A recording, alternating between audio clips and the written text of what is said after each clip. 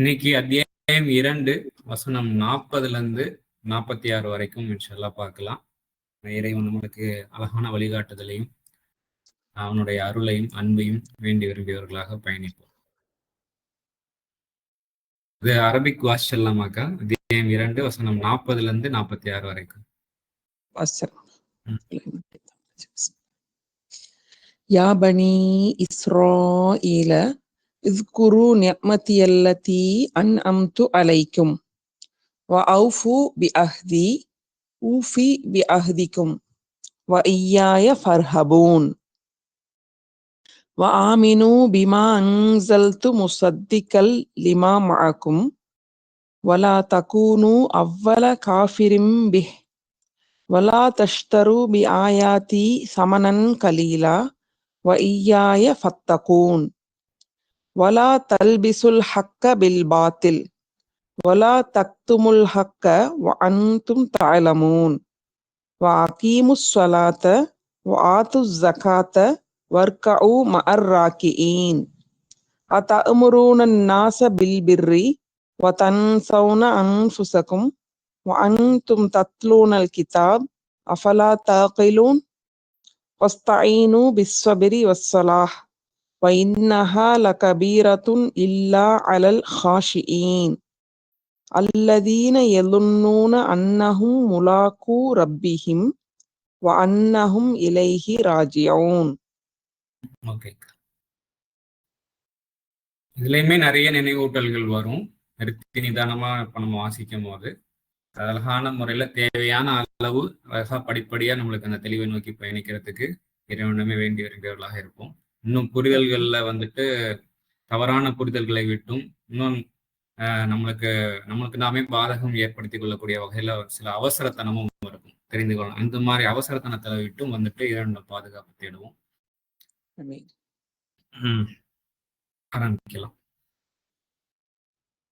First word by word பார்ப்போம். 2:40 இல்லையா?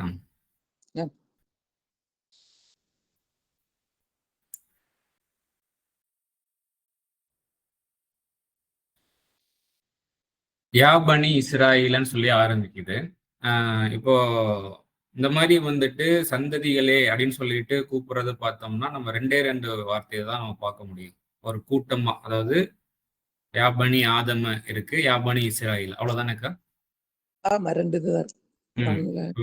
மித்ததெல்லாம் பாத்தீங்கன்னா சிங்கிளா வரும். மரியமின் மகன் சொல்லிட்டு சிங்கிளா வருது, மரியமின் மகன் ஈசா அப்படின்னு சொல்லிட்டு சிங்கிளா வரும். இப்ப ஒரு குழுவா ஒரு கூட்டமா அப்படி கூப்பிடுறது பார்த்தோம்னா பனி ஆதம இருக்கு, பனி இஸ்ராயில் இருக்கு, அவ்வளவுதானே? இப்ப நீங்க சொன்ன பிறகுதான் கொஞ்சம் அது ஸ்ட்ரைக் ஆச்சு. 2 இடத்துல ஆதம் ஒண்ணு இஸ்ராயில். நம்ம பார்த்த வரைக்கும், நம்ம இப்ப நினைவுல இருக்கிற வரைக்கும் இந்த 2 தான் நம்மளுக்கு நினைவு. வேற எதுவும் இப்படி குழுவா மக்களை கூப்பிடுவாங்க. நூஹின் மக்கள், கவும்னு வரும். யா கவுமி நூஹனுடைய மக்கள் அப்படின்னு சொல்லிட்டு வரும். பட் ஆனா இந்த ஒரு அழைக்கிறதே பாத்தீங்கன்னா இஸ்ராயில், யாபனி இஸ்ராயில, ஆதமின் சந்ததிகளேன்னு கூப்பிடப்படும். அப்புறம் இஸ்ராயலின் சந்ததிகளேன்னு சொல்லி கூப்பிடப்படும். ஸோ இதை இப்ப எந்த இடத்துல இப்ப இந்த இஸ்ராயல் வருதுங்கிறதையும் நம்ம கவனிக்கணும். இதுக்கு முன்னாடி நம்ம ஆதம் அவர்களுடைய வரலாறை பத்தி ஃபர்ஸ்ட் ஹலிஃபா அமைக்க போறோம், அதாவது ஒரு பிரதிநிதியா அல்லது பின்தோன்றல அமைக்க போறேன்னு சொல்லப்படுது. ஒரு பிரதிநிதி ஹலிஃபா உங்களுக்கு நீங்க செய்யக்கூடிய செயல்களை எல்லாம் எடுத்து பிரதிபலித்து ஒரு எல்லாருக்கும் சேர்த்தா கூட ஒரு பிரதிநிதியா இருந்து இந்த இறை உணர்வுகளை உங்களுக்கு எடுத்து சொல்றதுக்கு ஒரு ஆள் உருவாக்கப்படுகின்றார் அப்படிங்கிறது சொல்லப்படுது. அந்த நபரனுடைய பெயர் ஆதம் அப்படிங்கிற ஒரு ஐடென்டிபிகேஷன் நம்மளுக்கு கொடுக்கப்படுது. அடுத்ததாக அப்ப அதுக்கு அடுத்து அவங்க என்ன நடக்குது அப்படிங்கிறத சொல்லப்பட்டுச்சு. அதுல இப்லீஸ் நிராசை தன்மை உள்ள விஷயங்கள் அந்த புதுசா அந்த ஹலிஃபா பிரதிநிதியா ஒருத்தர் உருவாகிட்டு வர்றாங்களே அவருக்கு ரெஸ்பெக்ட் பண்றதுக்கு மறுத்துருச்சு, இறை கட்டளைக்கு மறுத்துருச்சு. அப்போ அதுக்கப்புறம் அந்த ஹலிஃபாவா அந்த உருவாகிட்டு வர்ற ஆதமும் அவங்களுடைய துணையும் நல்லபடியா தோட்டத்துல வாழ்ந்து வாங்க நிம்மதியா, சண்டை சச்சரவு இல்லாம அப்படின்னு சொல்லிட்டு சொல்லப்படுது. அதுக்கப்புறம் இந்த மரத்தை, அந்த மரம்ங்கிறது என்ன, அந்த நிராசை இப்லீஸ் தன்மையும் குறிக்குது. இன்னும் வைடா குரானை வச்சு பார்க்கும்போது கெட்ட பேச்சுகள் அடங்கிய விஷயங்கள் எதையும் நீங்க அவர் நெருங்க வேண்டாம், அதை விட்டு தூரமா விலகியே போயிடுங்க அப்படின்ற அந்த விஷயம். அதுல ஒரு தவறு பண்ணிடுறாங்க. தவறு பண்ணதுக்கு அப்புறம் அதனால ஏற்பட்ட கான்சிக்வன்ஸ் பின் விளைவுகளை உணர்ந்து வருந்தி திரும்பவும் வந்து இறைவனிடமிருந்து பரிபாலனிடமிருந்து கற்ற வார்த்தைகளை கொண்டு மீள்கின்றார் ஆதம் அப்படின்னு சொல்லிட்டு முடியுது. அதுக்கப்புறம் வந்துட்டு ஒட்டு மொத்தமா இறங்குங்க, எல்லாரும் இறங்குங்க. சோ உங்கள சில விஷயத்துக்கு வந்து முரண்பாடாக இருக்கின்றது, மாற்றமாக இருக்கின்றது, எதிராக இருக்கின்றது. சோ எல்லாருமே இறங்குங்க அப்படின்னு சொல்லிட்டு சொல்லப்படுது. உங்களுக்கு பூமியில வந்துட்டு அதுக்காக உங்களுக்கு இடமே இல்லைன்னுலாம் கிடையாது. பூமியில உங்களுக்கு இடம் இருக்கு, காலத்திற்கான சுகிப்பும் இருக்கிறது. யார் என்னுடைய வழிகாட்டுதலை பின்பற்றுகின்றாரோ அவர்களுக்கு எந்த பயமும் இல்லை, அவர்கள் துக்கத்திலும் ஆக மாட்டார்கள். இவ்வளவு விஷயம் வந்துட்டு முடிச்சுட்டு, அதே போல யார் நிராகரிக்கின்றார்களோ, இன்னும் நமது அத்தாட்சிகளுடன் பொய்யென உள்ளார்களோ அத்தையோர் நெருப்பின் தோழர்களே, அதில் அவர்கள் என்றும் ஆயின்றனர். சோ நெருப்பான வாழ்க்கையிலே அப்படியே தொடர்ந்து கண்டினியூ ஆயிட்டே இருக்கிறாங்க. அவங்க மீள மாட்டாங்க. எப்பன்னா அத்தாட்சிகள் கண்கூடா வந்தும் அதை நிராகரித்தபடி பொய்த்தபடி வாழ்கின்றார்கள் அப்படின்னா அவங்க வந்து நெருப்பு தான் வாழ்க்கை அப்படின்னு சொல்லிட்டே வரும்போது தான் அடுத்ததா ஓ இஸ்ராயலின் சந்ததிகளேன்னு சொல்லி ஸ்டார்ட் ஆகுது. இப்போ வந்துட்டு டு பி பிராங்கா வந்துட்டு நம்ம அப்படியே வேற எந்த ஒரு வரலாற்று செய்தியும் மண்டைக்குள்ள எடுத்துக்கிடாம, இதுக்கு முன்னாடி சொல்லப்பட்ட விஷயங்கள் எதையுமே எடுத்துக்கிடாம ஓப்பனா இதை வந்துட்டு ஒருத்தர் வாசிக்கிறாரு அப்படின்னா இந்த இஸ்ராயலின் சந்ததிகளேன்னு இப்ப இன்ஸ்டன்டா இங்க வருது, இப்ப இதுக்கு மேல உள்ளதோட எதுவும் கனெக்டடா இருக்கான்னு தானே நினைக்க தோணும். நார்மலான ஒரு அண்டர்ஸ்டாண்டிங் தானே இது. ஆமா ஆமா, நம்ம அந்த மாதிரி ஒரு இது பார்க்கல. இப்பதான் நினைப்பேன். ஃபர்ஸ்ட் சப்போஸ் பார்த்துருந்தாங்கன்னா அவங்களுக்கு இந்த மாதிரி கனெக்ட் ஆயிருக்கும். இதுக்கு மேல இருக்கிறப்ப யாரு இஸ்ராயலின் சந்ததிகளேன்னு இப்போ வந்துட்டு காமனா பார்க்கும் போது பார்த்தோம்னா இந்த இறங்குங்கள் அப்படின்னு சொல்லப்பட்டிருக்கு இல்லையா. அதாவது ஒரு மேல்நிலையில இருந்து கீழ்நிலைக்கு சொன்னீங்கல்ல, மேல்நிலையில கீழ்நிலையில இறங்கினவங்களை பார்த்து இப்ப கூப்பிட்டதா மாதிரி அந்த ஒரு தன்மையை தான். சோ அப்ப இதுவும் வந்துட்டு ஆனா இந்த இறங்குங்கள் அப்ப இறங்கியவர்கள் இறக்கப்பட்ட, அதாவது ஒரு நிலையில இருந்து கீழ்நிலைக்கு போனவர்கள்னு ஒரு அண்டர்ஸ்டாண்டிங் வருது ஆரம்பமா. ஆனா அது இல்ல, ஒரு நிலையில இருந்து இன்னொரு நிலைக்கு போன யாராக இருந்தாலும் இஸ்ராயல் மேபி கீழ்நிலையில இருந்து மேல கூட போயிருக்கலாம். சோ இப்போதைக்கு இந்த இடத்துல கான்டெக்ஸ்ட் பார்க்கும் போது இறங்கியவர்களை பார்த்து பேசுது. கான்டெக்ஸ்ட் படி ஓ இஸ்ராயலின் சந்ததிகளே, அதாவது ஒரு நிலையில இருந்து இன்னொரு நிலைக்கு போயிருக்கிறாங்கன்னு போட்டு அதுல எப்படி மேல்நிலைக்கு இருந்து கீழே வரலாம், கீழ்நிலையில இருந்து மேல்நிலைக்கும் போயிருக்கலாம். ஒரு நிலையில இருந்து இன்னொரு நிலைக்கு போனோம். இப்ப இந்த இடத்துல கான்டெக்ஸ்ட் படி பார்த்தோம்னா கூப்பிடுறத பார்க்கும் போது இவங்களை பார்த்து இறங்கியவர்களை பார்த்து கூப்பிடுறாரு, கனெக்டிவிட்டி கொடுக்குது இல்லையா. கூறினோம் ஒரு சேர அதிலிருந்து இறங்குங்கள், பின் என்ன வழிகாட்டுதல் என்னிடமிருந்து நிச்சயமாக உங்களிடம் வருகின்றது. ஆக யார் எனது வழிகாட்டுதலை பின்பற்றுகின்றாரோ அவர்களுக்கு பயமும் இல்லை, அவர்கள் துக்கத்திலும் ஆக மாட்டார்கள் அப்படின்னு சொல்லிட்டு வர. சோ இந்த இறங்குங்கள் அப்படின்ற அந்த நபர்களை கூப்பிட்டு அழைப்பதாக ஒரு கனெக்டிவிட்டி வாசிக்கும் போது நம்மளுக்கு ஏற்படுது. அப்படியே தொடர்ந்து பயணிப்போம். டக்குன்னு நம்ம ஒரு முடிவுக்கு வந்துட வேண்டாம். அப்படியே பிரார்த்தனையோட ரப்பி சித்னி இல்மா, அதாவது நமக்கு தேவையான வாழ்க்கைக்கு தேவையான ஒரு நினைவூட்டலை எடுக்கிறதுக்கு நம்ம பிரார்த்தனையோட நம்ம வந்துட்டு டிராவல் பண்றோம். அடுத்து என்ன வருது அப்படின்னா அதுக்கு ஒரு நினைவு கூறுங்கள், நினைவில் கொள்ளுங்கள், இல்ல திருப்பி திருப்பி நினைவுபடுத்துங்க அப்படின்னு சொல்ல. எதை நினைவுபடுத்துங்க? நேமதி அதாவது எனது அருட்கொடையை சொல்லிட்டு, எனது அருட்கொடைன்னு யார் சொல்றாப்போ சர்வ பரிபாலனன் அந்த ரப்பு வந்துட்டு அவங்களுக்கு வந்துட்டு அவங்களுக்குள்ள உணர்த்தப்படுகின்றது. எனது அருட்கொடையை வந்து நீங்கள் நினைவு கூறுங்கள். அல்லதி அந்த அலைக்கும், உங்கள் மீது நான் அருளியுள்ள எனது அருட்கொடையை நினைவு கூறுங்கள் அப்படிங்கிறது தானே. அலைக்கும் அப்படிங்கும் போது உங்கள் மீது, அந்த அப்படின்னா உங்களுக்கு அருளிய, உங்கள் மீது நான் அருளிய, அல்லதி அப்படின்னா அருளியுள்ள எனது நேமதி எனது அருட்கொடையை நினைவு கூறுங்கள். வந்துட்டு அடுத்தது ஃபுல்ஃபில், முழுமைப்படுத்துங்கள், என் குறைப்பட்டு வச்சிருக்கிறதெல்லாம் முழுமைப்படுத்துங்கள் அப்படிங்கிறது தான் ஃபுல்ஃபில்னா. எதை ஃபுல்ஃபில் பண்ண சொல்றாங்க அப்படின்னா பி அகதி, என்னுடனான உடன்படிக்கை.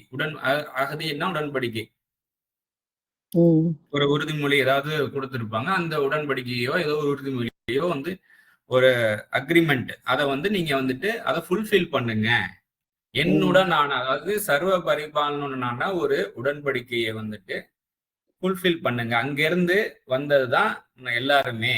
ஸோ அதை வந்து மைண்ட்ல வச்சு செயல்படும் பொழுது அந்த சோல் வந்துட்டு பீஸ்ஃபுல்லா ஜேர்னி ஆகும் இந்த சர்வ பரிபாலனோட. இல்லாட்டினா அங்க ஒரு டிஸ்டர்பன்ஸ் இருந்துகிட்டே இருக்கும். எப்படி இருந்தாலும் அவனுக்கு தான், அந்த சர்வ பரிபாலனைக்கு தான் வந்து நம்ம கட்டுப்பட்டாகும். ஸோ அப்போ அதுல ஒரு புரிதல், அழகான ஒரு சமாதானம், ஒரு சரணாகதி, அதாவது அதுல எவ்வளவு பலன் இருக்கிறது என்ற அந்த உணர்வோட அங்கே சமாதானம் இருக்கும்போது அழகான, அது நல்ல ஒரு எல்லாருக்குமே தேவையான ஒரு விஷயம் தானே அந்த சமாதானம்ங்கிறது.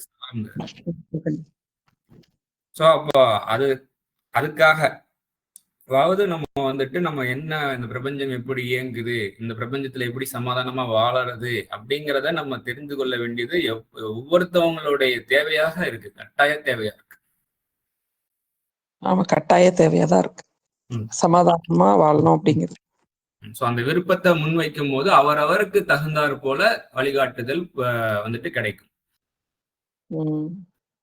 இறைவன் வந்து வழிகாட்டுவான் சர்வ பரிபாலனை அப்படிங்கிறது. ஸோ இப்போ வந்துட்டு என்னுடனான உடன்படிக்கையை நிறைவேற்றுங்கள்ன்ற ஒரு உணர்வும் கொடுக்கப்படுது. ஸோ இறைவனுடனான உடன்படிக்கை, அப்போ கோஆப்ரேட் பண்றது அப்படிங்கிறது தான் உடன்படிக்கை. அவனுக்கு கோஆப்ரேட் பண்ணி வாழ்றது, அதுல அமைதியை, அதுல வந்து முக்கியமா வந்துட்டு பிரபஞ்சத்துல சமநிலையை நாடுபவன் இறைவன்.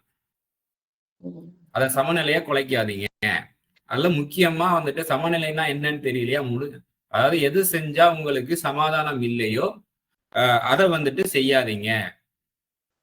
அதாவது ஒரு அதுலயும் வந்து சில நேரம் வந்து நம்மளுக்கு குறைபாடுகள் இருக்கும் அந்த நாலேஜ்லயும். அப்ப இன்ஸ்டன்டா நம்மளுக்கு சமாதானம் இருக்கிற மாதிரி தெரியும், பட் ஆனா பின்னாடி அது வந்துட்டு சமாதானத்தை கெடுக்கிற மாதிரி இருக்கும்.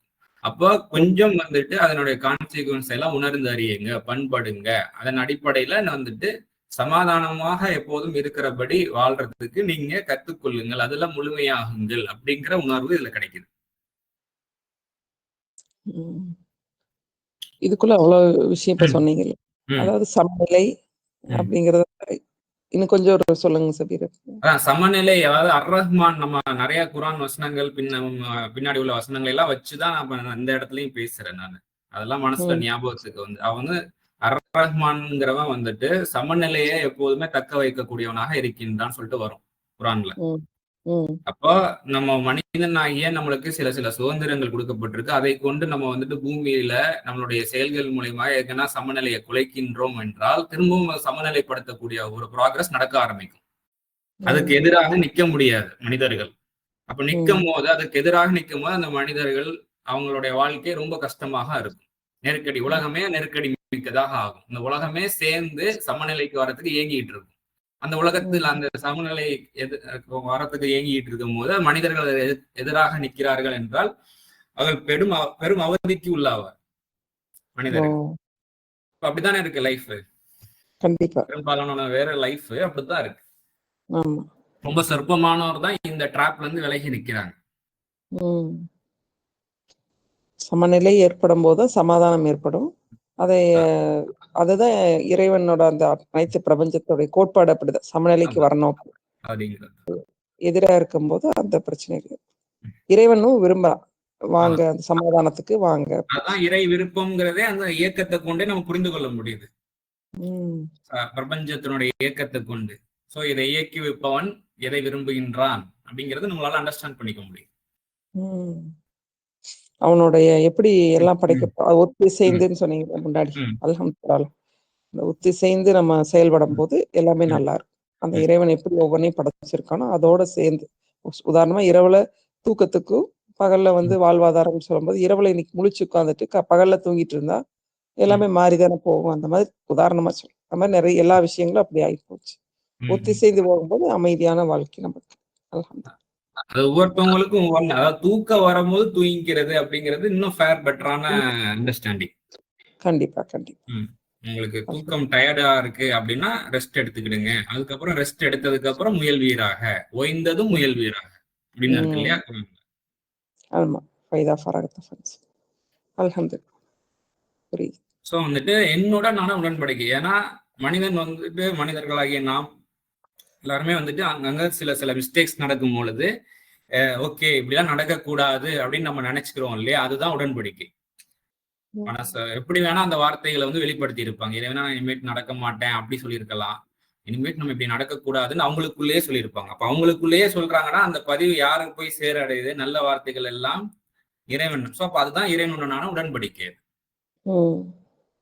அதில் இது மாதிரி நிறைய நடக்கும். இறைவனுடனான சர்வ பரிபாலனான உடன்படிக்கை. அதை வந்து அதுக்கு நீங்க முழுமையாக உங்களுக்கு உணர்த்தப்படுகின்றது இல்லையா வழிகாட்டுதல். அந்த வழிகாட்டுதலை அதை உணர்ந்து இருக்கீங்க, அதுக்கு வந்துட்டு ஒரு ரெஸ்பான்ஸ் பண்றீங்க. ஓகே, இப்போ அதன்படி நடக்கிறதுக்கு முழுமையாகுங்கள் அப்படிங்கிறது தான் ஃபுல்ஃபில். ஸோ அப்போ வந்துட்டு அப்படி நீங்க பண்ணும்போது ஊஃபி பி அஹதிக்கும், உங்களுடனான உடன்படிக்கையை நான் வந்து முழுமைப்படுத்துகின்றேன்.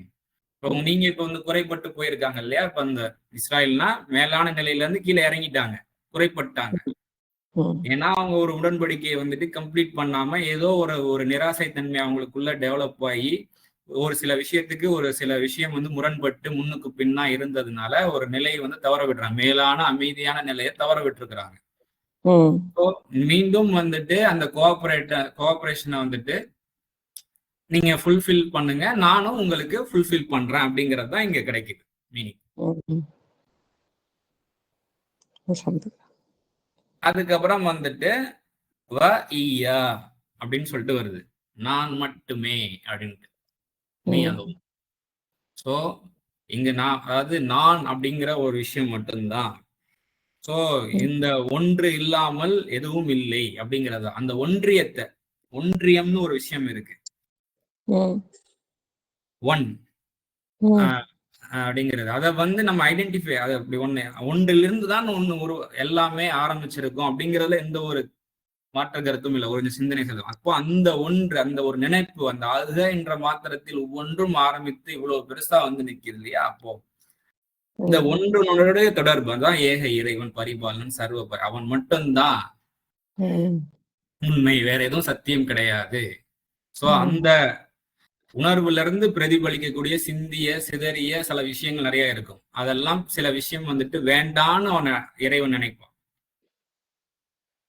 விஷயங்கள் இதெல்லாம் வந்துட்டு ஒழுங்குபடுத்தி வரணும்னு நினைப்பான். ஸோ அந்த அப்ப இறைவனோட நம்ம கனெக்டிவிட்டி, அந்த இறை உணர்வு கூட கனெக்டிவிட்டியா இருந்தா மட்டும்தான் சிந்திய சிதறிய கைவிடப்பட்ட ஆட்களாக நம்ம இருக்க மாட்டோம். அப்புறம் வந்துட்டு என்ன வேணா நடக்கும், நம்மளுக்கு வலி வேதனை மிக்கதாக இருப்போம், எல்லாம் அப் அண்ட் டவுன்ல இருக்கும். ஸோ அப்போ கனெக்டிவிட்டியோட இருக்கும் போது கொஞ்சம் கொஞ்சமா வந்துட்டு அழகான ஒரு சமாதான நிலை ஏற்படும், நிலைக்க முடியும் அப்படிங்கிற உணர்வுலாம் சிந்தனை செய்யும் பொழுது நம்மளுக்கு கொடுக்கப்படுது. ஸோ அதுல வந்துட்டு முக்கியமான ஒரு நான் மட்டும்தான் அப்படின்னு சொல்லிட்டு நமக்குள்ள ஒரு உணர்வு ஏற்படும் இல்லையா. நான் மட்டும்தானா சபீரோ இல்ல மிஸ்ஸஸ் ரோசினா அவங்களுக்குள்ள ஒரு உணர்வு ஏற்படுதுன்னா ரோசினா மட்டும் அப்படி கிடையாது. அதை தாண்டி சர்வ பரிபாலனை அந்த ஒன்று மட்டும்தான் அப்படின்ற அந்த நான் அப்படிங்கிறதான் நீ நல்லா சிந்திக்கும் போது கொஞ்சம் நம்ம அவசரப்பட்டோம்னா தப்பான அண்டர்ஸ்டாண்டிங் வந்துடும். ஸோ நான் மட்டும்தான் சொல்லிட்டு நமக்குள்ள ஒரு உணர்வு ஏற்படும் இல்லையா. அதாவது என்ன ஏற்படும் அப்படின்னா, இந்த மாதிரி போய் பேச வேண்டாம், அவசரப்பட வேண்டாம் அப்படின்ற அந்த உணர்வுலாம், இந்த உணர்வு மட்டும்தான், இதுதான், இதை ஃபாலோ பண்ணலன்னா உங்களுக்கு அமைதி கிடையாது, இதுதான். இந்த உணர்வை கொண்டு வர்றது யார்? ஒவ்வொருத்தவங்களுக்குள்ளேயும் அப்படின்ற அடிப்படை. ஸோ அதுக்கப்புறம் அது 5 நடங்கள். ஸோ நான் மட்டும்தான், அதனால அப்படின்னா ஆகவே இல்ல அதனால அப்படின்னு வருது இல்லையா. பின் நிறைய அர்த்தம் இருக்கு. கனெக்டிவிட்டி. இது கூட நான் மட்டும்தான், அதனால 5 நடங்க, வேற யார்கிட்டையும் நீங்க போய் நிக்க முடியாது, கடைசியில என்கிட்டதான் தனித்து வந்தாகணும் அப்படின்றது, என்கிட்ட அப்படிங்கிறது அந்த மனசுக்குள்ள ஏற்படக்கூடிய உணர்வு, மனசாட்சி, மனதை ஆள்பவன். இது வந்து நடந்துட்டு தானே இருக்கும். ஒரு விஷயம் நம்ம என்னென்னமோ பண்ணுவோம், ஒண்ணுமே முடியாம ஒரு கட்டத்துல வாழ்க்கையில எல்லாமே உதுக்குறவு பண்ணி பார்த்தா தெரிஞ்சு, அதனாலதான் அப்படியே போகுது எத்தனையோ தருணங்கள்ல. அப்புறம் பாத்தீங்கன்னா அப்படியே ஸ்டன் ஆகி நின்றுவோம், வழியே இல்லை, அல்லா பார்த்து ஏதாச்சும் சாதாரணமாவே மாதிரிதான் அல்லா என்ன வைக்கிறானோ அதான் நடக்க போகுதுன்னு அப்படின்னு அதை ஒத்துக்கிறோம். நம்ம என்னன்னா முயற்சி செஞ்சாலும் கடைசியில அந்த புள்ளியில வந்து நின்றோம் எல்லாரும். அல்லா நாடினது தானே, அல்லாதான் ஏதோ ஒரு வழி பண்ணணும், இறைவன் கடவுள் ஏதோ ஒண்ணு அந்த இடத்துல. வார்த்தை சர்வ. இப்போ முழுசா ஒரு தடவை வாசிச்சிடுறேன். ஓ இஸ்ராயலின் சந்ததிகளே, உங்கள் மீது நான் அருளியுள்ள எனது அருட்கொடையை நினைவு கூறுங்கள். என்னுடனான உடன்படிக்கையை நிறைவேற்றுங்கள். உங்களுடனான உடன்படிக்கையை நிறைவேற்றுகின்றேன் நான் மட்டுமே. ஆக என்னை அஞ்சி நடங்கள் அப்படின்னு சொல்லிட்டு சொல்லப்படுது. இப்போ இஸ்ராயலின் சந்ததிகளே, இப்ப வந்து இஸ்ராயில் அப்படின்னு இருக்கு இல்லையா, இதுல வந்துட்டு என்னென்ன எழுத்துக்கள் இருக்கு அப்படின்னா, அலிஃப் இருக்கு, சீன் இருக்கு, ரா இருக்கு, யா இருக்கு, லாம் இருக்கு. இப்போ இந்த எழுத்துக்கள் இந்த வரிசையில என்னென்ன அர்த்தங்கள் எல்லாம் உள்ளடங்கி இருக்கு? இது மாதிரியான வார்த்தைகள் குரான்ல எங்கேயும் பயன்படுத்தப்பட்டிருக்கா? இஸ்ராயில்னு டிரான்ஸ்லேஷன் பண்ணாம மீனிங் ஏதாவது அர்த்தம் தரக்கூடிய வகையில எங்கன்னா வேற எங்கன்னா பயன்படுத்தப்பட்டிருக்கா அப்படின்னு சொல்லிட்டு நம்ம ஒரு தேடல் இருந்துச்சு. அதுல ஒரு சில விஷயம் நம்மளுக்கு கிடைச்சது. ஃபர்ஸ்ட் வந்துட்டு ஒரு லிங்க் நான் பாருங்க, காமிக்கிறேன் உங்களுக்கு டிஸ்பிளேல. சீன் ரால் ரா யா, சீன் ரா யா, அந்த மூலச்சொற்களை வச்சு பார்க்கும்போது அதுலயும் வந்து அந்த இஸ்ராயில்ல வரக்கூடிய அந்த 3 எழுத்து இருக்குது இல்லையா, சீன் ரா யா. சோ அதை வச்சு பார்க்கும்போது அதுக்கு வந்து டிராவல் அப்படின்ற ஒரு அர்த்தமும் இருக்கு. அப்போ ஒரு டிராவல் பண்ணிக்கிட்டு இருக்கிறவங்க, ஒரு ஜேர்னியை இனிஷியேட் பண்ணவங்க, டுவர்ட்ஸ் காட், இறைவன் பக்கம் வந்துட்டு ஜேர்னி பண்ணிக்கிட்டு இருக்கிறவங்களே, அதை கை விட்டுட்டு திருப்பி அதன் பக்கம் டிராவல் பண்ணிக்கிட்டு இருக்கிறவங்களே அப்படின்ற ஒரு உணர்வும் கொடுக்கப்படுது. மீன்ஸ் அதே 17 எல்லாம் வருதுல, ஒரு இரவில் தன்னோட அடியாரை ஒரு இடத்துல இருந்து இன்னொரு இடத்துக்கு கொண்டு போனாங்க. மேராஜ் பயணத்தோட அதை கனெக்ட் பண்ணுவாங்க. அது நம்ம சிம்பிளா நம்ம வந்துட்டு நம்ம இந்த இடத்துல நம்ம என்னன்னா இஸ்ரா அப்படின்ற அந்த வார்த்தைக்குள்ள டிராவலிங் பண்றவங்க அப்படின்ற ஒரு அர்த்தமும் இருக்குது, அதற்குள்ள அடங்கி இருக்கு. இதுதான் ஃபைனலா அர்த்தம் நம்ம சொல்லல. அந்த ஒரு வார்த்தைக்குள்ள இந்த ஒரு அர்த்தம் உள்ளடங்கி இருக்கிறது. இலவசம் நம்ம தமிழ்ல சொல்றோம் இல்லையா, இலவசம் அப்படின்னு சொன்னோம்னா அதுல வந்துட்டு கொஞ்சம் அதுக்குள்ள வார்த்தைக்குள்ள கொஞ்சம் சொற்பிறப்பியல் அடிப்படைக்குள்ள உள்ள டிராவல் பண்ணோம் அப்படின்னா இலகுவாக வசப்படுத்தப்படக்கூடிய விஷயம் அப்படின்ற ஒரு புரிதல் கிடைக்கும். அதான் இலவசம் அப்படின்னு. இன்னும் வேற என்னென்ன காரணத்திற்காக அந்த இலவசம்ன்ற ஒரு வார்த்தை உருவானுச்சுங்கிறது நமக்கு தெரியாது. கொஞ்சம் சிந்திக்கும் போது இப்படியான விடைகள்லாம் கிடைக்குது. இப்ப இயற்கை அப்படின்னு எடுத்துக்கிறோம். சோ ஏற்றுபவனுடைய கை அப்படின்ற ஒரு உணர்வு நம்மளுக்கு கிடைக்குது இல்லையா. கண்டிப்பா. சோ அப்ப வந்துட்டு அது போல வந்து இப்ப இஸ்ராயில், அப்ப அந்த வார்த்தைக்குள்ள என்ன அர்த்தம் இருக்குங்கிறது நம்ம குர்ஆனுக்குள்ளேயே நம்ம பார்க்கணும். இப்ப குர்ஆன்லயே வந்து பார்த்தோம் அப்படின்னா 1181 1567 எல்லாம் வந்துட்டு இந்த அஸ்ரி அப்படின்றத வார்த்தை இருக்குது, அஸ்ரா அப்படின்னு சொல்லிட்டு வார்த்தை இருக்கு. இதுக்கெல்லாம் வந்துட்டு டிராவல், இங்க டிராவல் பை நைட்னு சொல்லி போட்டிருக்காங்க. இது வந்து கான்டெக்ஸ்ட் படி வந்துட்டு அந்த நைட்னு வந்திருக்கு. காமனான மீனிங் பார்த்தோம் அப்படின்னா டிராவல், அவ்வளவுதான், டிராவல் மட்டும். இன்னொரு பாசிபிள் மீனிங் என்ன அப்படின்னா அதையும் காமிக்கிறேன். அலிஃப் சீன் ரா, அத ரூட் வேர்டா, அதுவும் அங்க அந்த இஸ்ராயல்ங்கிற இதுல வருது இல்லையா. சோ அதை வந்துட்டு அதை மூலச்சொல்லா வச்சு பார்க்கும்போது அதுல என்ன அர்த்தம்னா கேப்டிவ், சிறைப்பட்டவர்கள் அப்படின்ற ஒரு அர்த்தமும் அடங்கியிருக்கு. இப்ப அதுவும் இந்த கான்டெக்ஸ்டோட பொருந்திதான் போகுது. ஏன்னா நிறைய சுதந்திரமான ஒரு விஷயம் அவங்களுக்கு கொடுக்கப்பட்டு சுதந்திரத்தை நிறைய எடுக்கப்பட்டு கொஞ்சம் சிறைப்பட்டவர்கள்லாம் என்ன லிமிட்டெட் ஆக்சஸ் அதானே. அப்படின்ற ஒரு அர்த்தமும் அதுல அடங்கி இருக்கு. இந்த இஸ்ராயல் சிறைப்பட்ட வாசிகளே அப்படின்னு சொல்லி, இப்போ உங்கள் மீது நான் அருளிய எனது அருட்கொடை நினைவு கூறுங்கள் அப்படின்னா இதுக்கு முன்னாடி இருந்த நல்லா தானே இருந்தீங்க, நல்லா இருந்துட்டு தானே இப்படி நிலைமைக்கு வந்திருக்கீங்க, சிறைப்பட்டவர்களாகவோ இல்ல ஒரு இடத்துல இன்னொரு இடத்துக்கு டிராவல் பண்ணி வந்திருக்கிறீங்க. இதுக்கு முன்னாடி எப்படி நல்லா இருந்தீங்க, அந்த அருட்கொடையெல்லாம் நினைவு கூறுங்க. மலக்குமார்கள் எல்லாரையும் சேர்த்து சொல்றோம். மேல இருக்க நம்ம கனெக்ட் பண்ணி பாக்குறோம். இதுக்கு முன்னாடி வாசிச்ச வசனங்கள். ஆமா ஆமா. அத வந்து நினைச்சு பாருங்க. இப்போ என்னுடனான உடன்படிக்கை நிறைவேற்றுங்க. என்ன உடன்படிக்கை, எதனால ஒரு ஹலிஃபா உருவாகிறதுக்கு உண்டான காரணம் என்ன? சோ நம்ம மேல எங்கேயோ ஒரு மிஸ்டேக்ஸ் நடந்திருக்குது, சோ அதை வந்துட்டு கரெக்ட் பண்ணி ஆகணும் அப்படிங்கிறது தான் அங்க வந்துட்டு அதை வந்து அங்க வந்து குறைபாடு வச்சிருக்கோம்.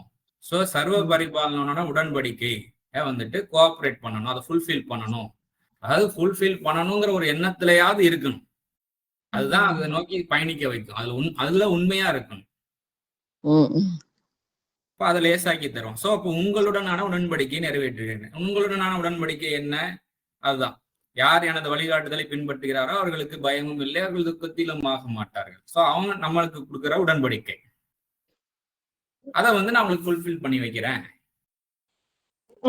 இது ஒண்ணுதான் வழியான, இதை தவிர வேற வழி இல்லை. அதுக்கு நம்ம பீஸ் நமக்கு வேணும் சோலுக்கு அப்படின்னா இது மட்டும்தான் வழி. அதோட சேர்ந்து நம்ம இறைவனோட சேர்ந்து நம்ம அந்த உடன்படிக்கையை நிறைவேற்றினால ஒழிய நம்மளுக்கு சோல் பீஸ் இல்லை. இதுதான். சோ இப்போ 40வது வசனம் நிறுத்தி நிதானமா வாசிக்கும் போது, அதுவும் மேல இருக்க இதுக்கு முன்னாடி வாசிச்ச வசனங்களை நினைவுல வச்சுக்கிட்டு இத வசனங்கள் வாசிக்கும் போது இவ்வளவு விடை கிடைக்குது. ஓகே, ரொம்ப முக்கியமான விஷயம் இல்லைங்களா அது? அல்ஹம்துலில்லாஹ்.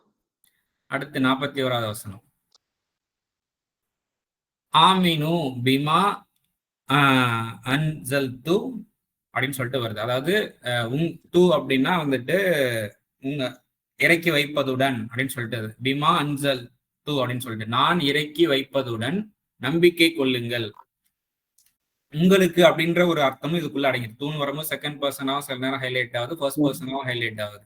ஸோ நான் உங்களுக்கு இறக்கி வைப்பதுடன் வந்துட்டு உங்களுக்கு என்ன உங்கள் மேல என்ன இப்ப இறங்கி இருக்கோ, எந்த லைஃப்ல வந்துட்டு நீங்க இறங்கி இருக்கீங்களோ அதுல வந்துட்டு நீங்க பாதுகாப்பா எப்படி வாழ்றதுங்கிறத நீங்க கற்றறியுங்க அப்படிங்கிறது தான் ஆமீன். ஆமீனுங்கிறது செக்யூர், பாதுகாப்பு, நம்பிக்கை அப்படின்னு நிறைய உணர்வுகள் அதுல அடங்கி இருக்கு. சோ அதுல நீங்க உணர்ந்தறியுங்க, அதுல பாதுகாப்பா வாழுங்க, உங்களுக்கு இறக்கி வைப்பது அதுல கண்டிப்பா இறை வழிகாட்டுதல் இருக்குது.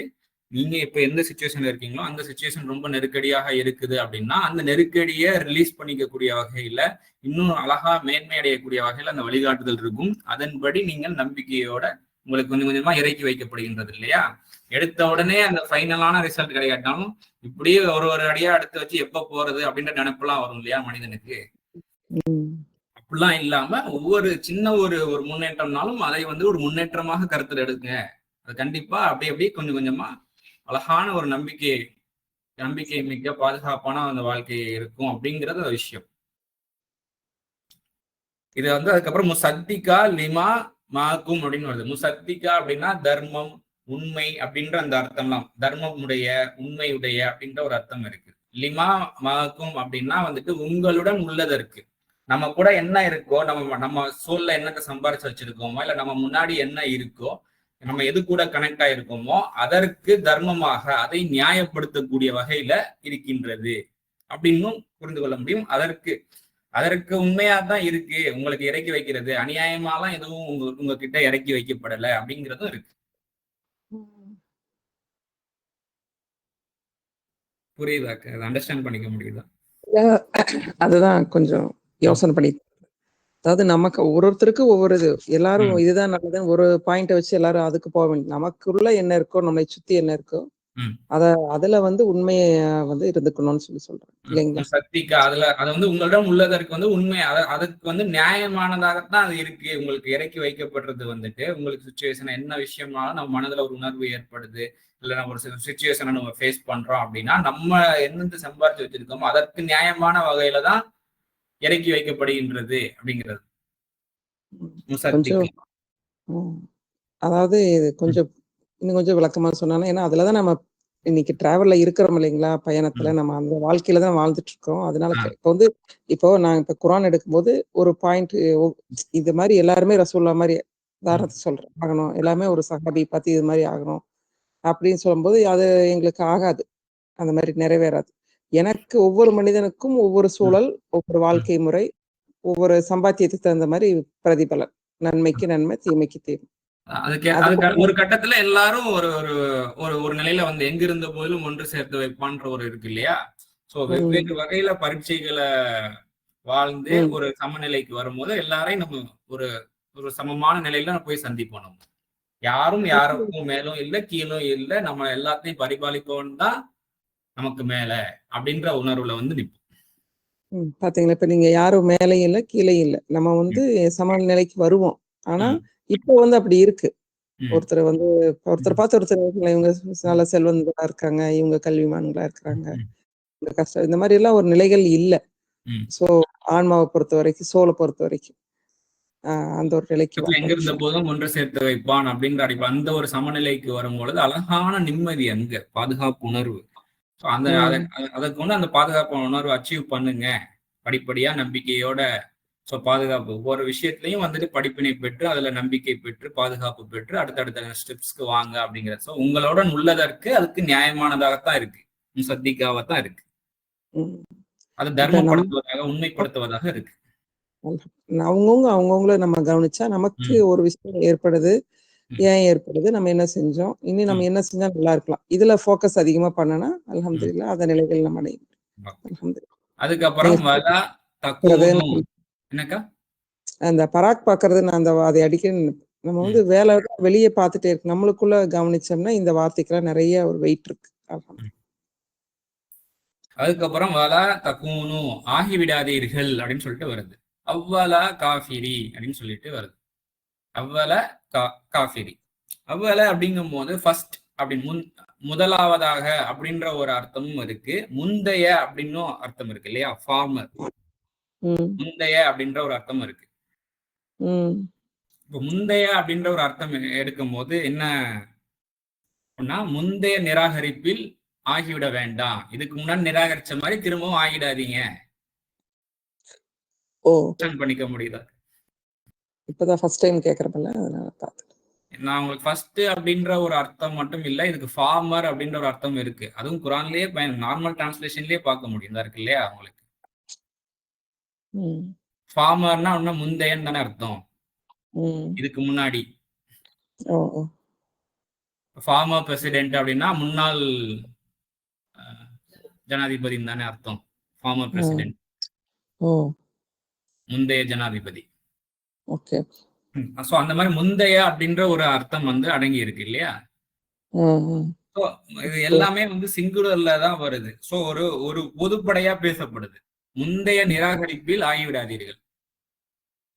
ஏற்கனவே அந்த வலி வேதனைகள், ஏற்கனவே நம்மளுக்கு அந்த வலி வேதனைகள் எல்லாம் அனுபவிச்சு தானே மேல்நிலையிலிருந்து கீழ்நிலைக்கு இறங்கணும், திரும்பியும் அந்த நிலைக்கு போயிட வேண்டாம் அப்படிங்கிறது. தொடர்ந்து கண்டினியூ பண்ணாதீங்க அப்படின்றது. முந்தைய நிராகரிப்பிலேயே ஆயிட்டு இருக்காதீங்க அப்படின்னு சொல்லிட்டு உணர்த்தப்படுது. நம்ம இது வந்து இஸ்ராயல் அங்க இருந்து ஆதம்ல இருந்தே கனெக்ட் பண்ணிட்டு எடுத்தோம் அப்படின்னா அந்த மலக்குமார்களுக்கு சொல்லப்படுது, ராஜ வாழ்க்கை வாழ்ந்துட்டு இப்படி தவற விட்டுருக்கீங்க இல்லையா, அப்ப எதனால தவற விட்டீங்களா, அந்த ஒரு நிராகரிப்பு நிராசை, திரும்ப அதே நிராகரிப்புல ஆகிடாதீங்க, இருக்காதீங்க. அவல காஃபிரி பிஹி, அதனுடன் முந்தைய நிராகரிப்பில் ஆகிவிடாதீர்கள், இருக்காதீர்கள். அதுக்கப்புறம் வலா தஸ்தரு பி ஆயாத்தி சமனா கலீலா, அதாவது சொற்ப தொகைக்கு, கலீலானா சொற்பம், சமனான ஒரு தொகை ஒரு அப்படின்னு அர்த்தம். ஸோ சொற்ப தொகைக்கு என்னுடைய அத்தாட்சிகளுடன் வந்துட்டு நீங்கள் என்னுடைய அத்தாட்சிகளை கொண்டு மாற்றி விடாதீர்கள். ஸோ நம்மளுக்கு வந்துட்டு இப்படி நடந்தா இப்படி ஒரு பலன் கிடைக்குது அப்படின்னு சொல்லிட்டு சில அத்தாட்சிகள் நமக்கு கிடைக்கும். ஸோ அதை வந்துட்டு ஒரு நீடிச்ச பலனை கொண்டு இறை பொருத்தத்துக்கு உட்பட்டு அந்த அத்தாட்சிகளை வந்து நம்ம வந்துட்டு நம்ம வாழ்க்கைக்குள்ள கொண்டு வரணும். ஸோ அதை வந்து துஷ்பிரயோகம் பண்ணுவோம் இல்லையா, டெம்பரவரி கெயின், உடனடியா அதன் அடிப்படையில அதை வந்துட்டு அந்த அத்தாட்சிகளை நம்ம எடுத்து இப்போ ஒரு டெம்பரவரியா தற்காலிக லாபத்திற்கு மைண்ட்ல வச்சு வெறும் நீடிச்சு அந்த லாபத்தை தவற விட்டுறாதீங்க, மாற்றிக்கொள்ளாதீர்கள். புரியுதுங்களா? அண்டர்ஸ்டாண்ட்? அல்ஹம்துலில்லாஹ், ரொம்ப நல்லா. இப்போ அந்த இதான் நான் கேட்டேன், இப்போ மேல்நிலையிலிருந்து கீழ்நிலைக்கு வந்து நம்ம எதுக்காக அப்படி வர்றோம்னா ஒரு சின்ன சொற்ப ஒரு சுகங்களுக்காக. இப்ப என்னன்னா நீங்க அப்பா வஸ்தக்பர், அதான் பெருமை ஆணவம், இந்த பெருமைக்காக இந்த மாதிரி விஷயங்களுக்காக ஒரு விஷயத்த நல்ல அமைதியான நீண்ட அழகான ஒரு இது பிரதிநிதி விட்டுட்டோம், திரும்பி அதை வந்து இறைவன் சொல்றான் அதை மறுபடியும் ஆயிராதீங்க அப்படின்னு சொல்லி. இப்போ ஒரு நிலைமையில இருக்க வச்சிருக்காங்க, இதை விட மோசமான நிலைக்கு போயிடாது. அதையும் அதே மாதிரி ஒரு சின்ன தற்காலிக ஒரு இன்ப சுகம், ஒரு நல்ல நன்மைக்காக அதை விட்டுற வேண்டாம். அதுவும் நம்மளுக்கு படிப்படியா கட்டுக்கணும். நம்மளுக்கு தற்காலிகமா பலன் இருக்கேன்னு சொல்லி செய்வோம். பட் ஆனா பின்னாடி கான்சிக்வன்ஸ் ஒஸ்டா இருக்குன்னா அப்ப இன்னுமே வந்துட்டு இந்த ஒரு ஒஸ்ட்டும் வரக்கூடாது. இப்பவும் நல்லா இருக்கணும், மறுமையும் நல்லா இருக்கணும், ஃபியூச்சரும் நல்லா இருக்கணுங்கிற அடிப்படையில எப்ப எப்படி நடந்து கொள்ளலாம் அப்படின்னு அடுத்தடுத்து அப்படியே இல்மு அதிகரித்து கொண்டே வரும். ரப்பி சித்னி இல்மா, அந்த உணர்வு இருந்துகிட்டே இருக்கும். திரும்பவும் ஐயா அப்படின்னு சொல்லிட்டு வருது, ஐயாய அப்படின்னு சொல்லிட்டு வருது, நான் மட்டுமே. அதனால தத்தகூனி, என்னை உணர்ந்தறிந்து பண்படுங்கள், தக்வா. சோ அந்த ரப்புல் ஆலமீன, அகிலங்களின் பரிபாலன உணர்ந்தறிந்து பண்படுங்கள். ஒரு வழியுமே இல்ல, எங்க சுத்தி போனாலும் கடைசியில அவன் விட மாட்டான் இறைவன். அடி போட்டு புடிச்சு வரணும். அப்ப ஐயாய அப்படிங்கிறது ரொம்ப முக்கியம். நான் தான் பக்கத்துல தான் நீ வந்தா, என்னோட வழிகாட்டுதல் மட்டும்தான் உனக்கு வந்து அந்த அமைதி. அப்ப அவனை உணர்ந்து அறிந்து உண்மையான யார் என்று உணர்ந்து அறிந்து பண்பட்டுவாங்க. அதுக்கப்புறம் தல்பிசு அப்படின்னா கலக்காதீர்கள். என்னத்தை கலக்காதீர்கள்? ஹக்க, சத்தியத்தை கலக்காதீர்கள் அப்படின்னு சொல்லிட்டு வருது. எதனுடன்? பாத்திலி, சத்தியத்தை வந்துட்டு பொய்யுடன் கலக்காதீர்கள். அதுக்கப்புறம் அசத்தியத்துடன் கலக்க. அதுக்கப்புறம் வந்துட்டு அப்படி பண்ணீங்க அப்படின்னா தக்துமு, மறைத்தவர்கள் ஆவீர்கள். எதை மறைத்தவர்கள் ஆவீர்கள்? ஹக்கு அல் ஹக், சத்தியத்தை மறைத்தவர்கள் ஆவீர்கள். எப்படின்னா அந்தும் தஅலமுன், நீங்கள் அறிந்த நிலையிலேயே சத்தியத்தை வந்துட்டு, ஒரு சத்தியம் நம்மளுக்கு அறிந்திருக்கின்றது, அதை அசத்தியமான விஷயத்தோட கலந்து மிக்ஸ் பண்ணி சத்தியத்துக்கு என்ன பலன் இருக்கோ அதை அடைந்துடலாம்னு நினைக்கிறோம். ஆனா அப்படி இல்ல, இப்படி கலந்தா முழுமையான பிரயோஜனம் கிடைக்காது, திரும்பவும் ஒரு சிக்கலுக்குள்ள சிக்குவீங்க அப்படிங்கிறது இங்க கொஞ்சம் கேட்கற வேலை இருக்கும். அது ஒரு பேச்சுலையாட்டும் எந்த இடத்துல கலக்கும் உண்மையோட கொஞ்சம் போய் வந்து லேசா கொஞ்சம் அப்ப வந்து அந்த இடத்துல அவங்களோட அடுத்த ஒரு நல்ல பேர் எடுக்கணும், நல்ல இது அவங்களுக்கு பிடிக்கணும் அப்படிங்கிறக்க சில விஷயங்கள் செய்வோம். அப்படி செய்யணும்னா அது திரும்பியும் ஒரு, ஏன்னா இறைவன் எல்லாத்தையும் சூழ்ந்திருக்காங்க இல்லைங்களா, திரும்பியும் அதுல இருந்து ஒரு கஷ்டம் ஏற்படும். 100% நம்ம உடனே நம்ம அதை ஃபாலோ பண்ண முடியாதுனாலும் குறைந்தபட்சம் அந்த ஆரம்ப கட்டமாக விருப்பத்தை வைக்கணும். இறைவனே இப்படிலாம் எனக்கு உணர்த்துற, பட் இதுல வந்து நான் பலவீனம் இருக்கு, ஏற்கனவே செய்த அந்த பழக்க வழக்கம் வந்து தொடர்ந்தது எனக்குள்ள, என்னை கோவப்பற்றாம எனக்கு வழி நடத்துவாயாக, உன்னோட யார் மீது அருள் பண்ண அவனுடைய அருள்ல என்னை நிலைப்படுத்துவாயாக, இன்னும் நீ எனக்கு சொல்லி கொடுக்கும் பொழுது பராக்கு பாத்தராம இருக்கிறதுக்கு எனக்கு அருள், பராக்கு பார்த்தாலும் என்னுடைய அன்பை கொண்டு திருப்பி உன் பக்கம் திருப்புவாயாக, உன்னுடைய அதட்டலுக்கு நான் பயப்படுறேன் அப்படிங்க. அந்த இது வந்து ஒவ்வொரு தனிநபர்களும் பேச வேண்டிய விஷயங்கள். பாண்டை வந்து இன்க்ரீஸ் பண்ணிக்கிறீங்க, அந்த தொடர்பை வந்து நல்ல, அதுதான் அதுக்கு அடுத்து வருது இப்ப வசனம் சலாத்த அப்படின்னு வருது. அதாவது தொடர்பை வந்து நல்லா எஸ்டாப்ளிஷ் பண்ணுங்க, இறைவனுடனான தொடர்பை நிலைநாட்டுங்க. அதன் மூலமா தூய்மையை கொண்டு வாங்க, ஏற்பட்ட கலங்கங்களை எல்லாம் கொஞ்சம் கொஞ்சமா அப்படி நீக்கிட்டே வாங்க. திரும்ப தொடர்பு கொள்ளும் போது ஒரு உணர்வு நமக்கு உணர்த்தப்படும். அதை வந்து ஒருவேளை செய்ய முடியாத போது, இல்ல எங்கன்னா மிஸ்டேக்ஸ் நடத்துற போது திரும்ப அங்கே களங்கம் ஏற்பட்டுது, அசுத்தம் ஏற்பட்டுதாங்க. ஒரு திரும்பவும் தொடர்பு கொள்றோம், இறைவனே சொன்ன அதனால செய்ய முடியல, இந்த மன்னிப்பாயாக அந்த வருந்துதலை கொண்டு திரும்ப தூய்மைப்படுத்துறோம்.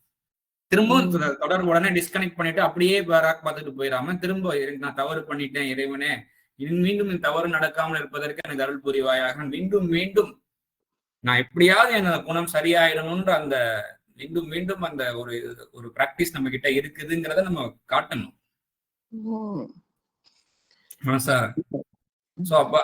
அதன் மூலயமா நீங்க வந்துட்டு வாத்து ஜக்காத், இப்ப சலாத் அப்படிங்கும் போது தொடர்பு அப்படின்ற ஒரு அர்த்தம் இருக்குதுங்கிறத இதுக்கு முன்னாடி உள்ள வகுப்புகள்லயே பார்த்துட்டோம். அதனால நம்ம வந்து நம்ம டீடைல்டா இப்ப பேசல. சலாத் அப்படின்னா தொடர்பை எஸ்டாப்ளிஷ் பண்ணுங்க, நிலைநாட்டுங்கள். என்ன தொடர்பு? இறை உணர்வுடைய தொடர்பை. சோ அதன் மூலயமா வாத்து ஜக்காத்த, அதன் மூலயமா நீங்க தூய்மையை கொண்டு வாருங்கள்.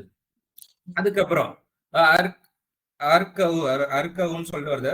இப்ப இதுக்கு வந்துட்டு என்னன்னா ருக்கு அப்படின்ற வார்த்தையை சொல்லுவாங்க. ருக்கு செய்பவருடன் ருக்கு செய்யுங்கள். அப்படின்னு சொல்லிட்டு வருது இல்லையா, ராக்கின்னு சொல்லிட்டு வருது இல்லையா, அப்படின்னா உடன் சொல்லிட்டு அர்த்தம். சோ அப்ப ருக்கு செய்பவர்களோட ருக்கு செய்யுங்க. ருக்கு அப்படின்னா வந்துட்டு போ டவுன் அப்படின்னு சொல்லி போட்டிருக்காங்க இல்லையா, அதுல வந்து சிம்பிளான மீனிங் என்ன அப்படின்னா பணிவு. அப்படிதான் நம்ம கிட்ட ஒருத்தவங்க பணிவா கைண்டா நடந்துக்கிறாங்க அப்படின்னா அவங்க கூட நீங்களும் பணிவா நடந்து கொள்ளுங்கள் அப்படிங்கிறது தான் சிம்பிளான மீனிங். சோ பணிவோட இருக்கும் போது நீங்களும் பணிவோட நடந்து கொள்ளுங்கள் அப்படிங்கிறது தான். இன்னும் 2 வசனம் 3 வசனம் இருக்கு. அது இன்னைக்கு பார்க்க முடியுமா அப்படிங்கறத பார்க்கலாம்.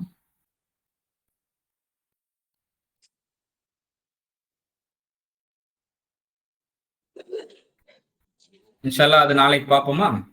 ஆமா, நாளைக்கு பார்த்துக்கலாம். இந்த பணிவு இப்போ அதுக்கு கேட்டேங்க. அதாவது இறைவனோடைய பாண்டிங் கனெக்டிவிட்டியை ஏற்படுத்துங்க.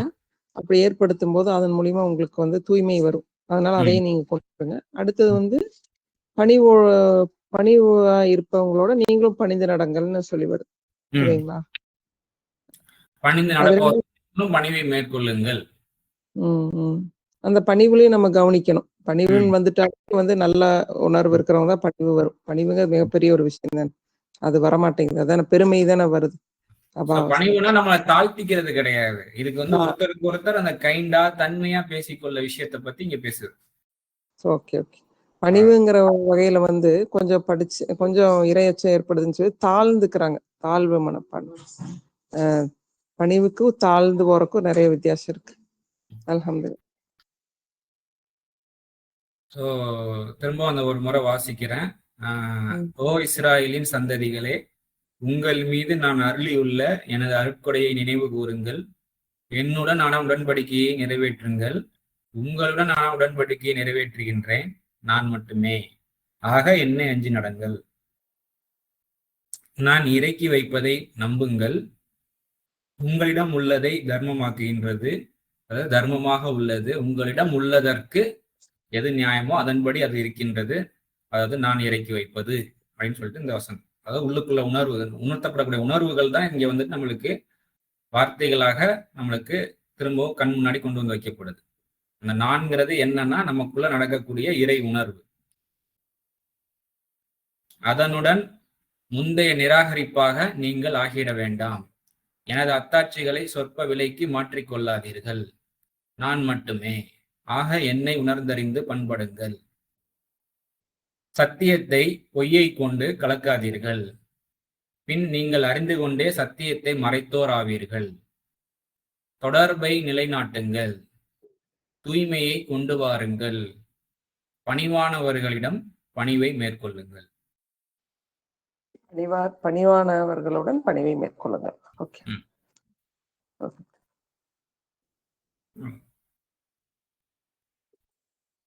சரி, அடுத்த வசனங்களை வரக்கூடிய நாட்கள்ல பார்ப்போம் இன்ஷா அல்லாஹ். இது வரைக்கும் நம்ம வாசிச்ச விஷயங்கள்ல நல்ல விஷயங்களை நல்ல நினைவூட்டங்களை நம்மளுக்கு வாழ்க்கையாக்கி தரட்டும். இன்னும் புரிதல்கள்ல நிறைய தெரிந்து கொள்ள வேண்டியிருக்கு அப்படிங்கும்போது அதை அழகான முறையில கற்றுத்தரத்துக்கும் அந்த ஏக இறைவனே போதுமானவர்.